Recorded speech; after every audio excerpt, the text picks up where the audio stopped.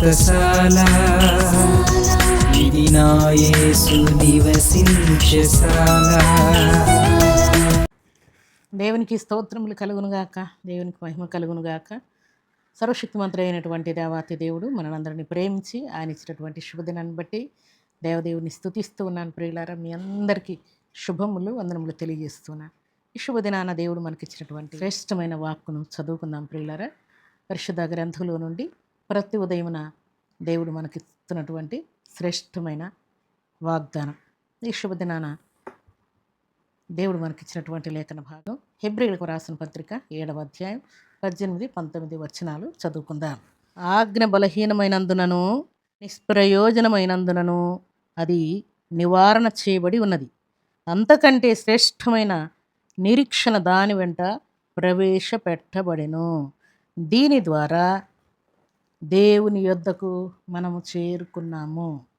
దేవుడి శ్రేష్టమైన మాటలు దీవించి ఆశీర్వదించునుగాక. దేవుని సన్నిధిలో మనం ప్రార్థన చేస్తూ ఉన్నప్పుడు, దేవుణ్ణి మనం వేడుకుంటూ ఉన్నప్పుడు జరిగేటువంటి కార్యం ఏంటంటే, దేవుని చెంతకు మనం చేరిన తర్వాత శ్రేష్టమైనటువంటి నిరీక్షణ మనకు కలుగుతుందంట. ప్రియులారా, ఆ శ్రేష్టమైన నిరీక్షణ ప్రవేశపెట్టబడి అప్పుడు మనం దేవుని యొద్దకు మనం చేర్చు ఉన్నామని లేఖనం ద్వారా దేవుడు మనతో మాట్లాడుతున్నాడు. నిజంగా నిరీక్షణ లేకపోతే మనం ప్రార్థన చేయలేము. నిరీక్షణ లేకపోతే దేవుని సన్నిధిలో నిలవలేము. నిరీక్షణ లేకపోతే మారుమనసు పొందలేము. నిరీక్షణ లేకపోతే బాప్తిసం తీసుకోలేము. నిరీక్షణ లేకపోతే దేవుని యొక్క లేఖనాలను మనం ధ్యానించలేము. నిరీక్షణ లేకపోతే ప్రభు పని మనం చేయలేము. ప్రియులారా, ఈ శుభదినాన దేవుడు ఇస్తున్నటువంటి మాట ఏంటంటే, నిజంగా దేవుడిచ్చినటువంటి మాట ప్రకారం ప్రభు సన్నిధిలో చేరిన మనమందరం కూడా నిరీక్షణతో ఉన్నాం. ప్రియులారా, ఈ నిరీక్షణ ఎప్పుడు కూడా మనల్ని సిగ్గుపరచదని దేవుడు జ్ఞాపకం చేస్తాడు.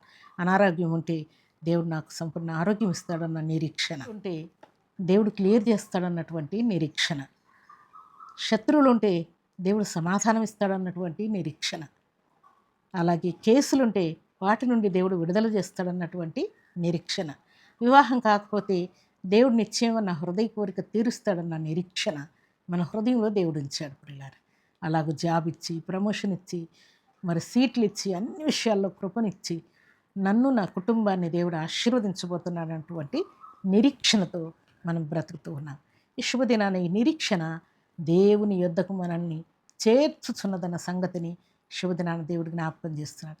దేవునికి స్తోత్రములు కలుగునుగాక. దేవుని సన్నిధిలో చేరిన మనం అందరం కూడా ఇటు శ్రేష్టమైన నిరీక్షణతో మనం ముందుకు సాగాలని దేవుడు కోరుకుంటూ ఉన్నాడు.